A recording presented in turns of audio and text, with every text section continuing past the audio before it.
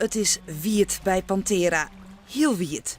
Alle keren als het regent bleven er grote plassen water staan in de verbleeuwen van de beesten. Het water kan net voortkomen, want er is niet voor drainage zorgen. De tigers, leeuwen en orenraafbeesten staan als het regent, maar de poort niet wetter. Tijgers kunnen er op zich wel tegen dat het nat is. Ze houden er bijvoorbeeld ook van om te zwemmen. Maar in combinatie met de koude winterse temperaturen in Nederland is het heel vervelend. Krijgen ze echt, daar hebben ze last van, vinden ze onprettig.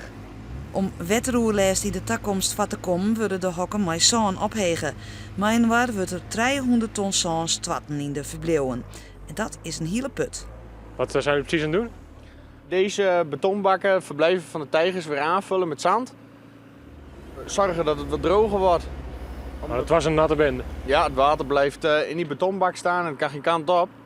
En door middel van drainage gaan we het water nu afvoeren hier naar de sloot toe. En hopen dat de beestjes wat droge voeten kunnen houden. Het is een tijdelijke oplossing van de problemen bij Panthera. De joerduistige verbleeuwen voldoen net meer onder de eersken van de tijd en daarom giet heel Panthera letter dit hier op een skoppen. Alle verbleeuwen worden vernijd en er komt meer romte omdat er minder beesten opvangen worden. Een aantal vertrekt dit jaar nog naar Zuid-Afrika, waar Viervoeters een heel mooi opvangpark heeft.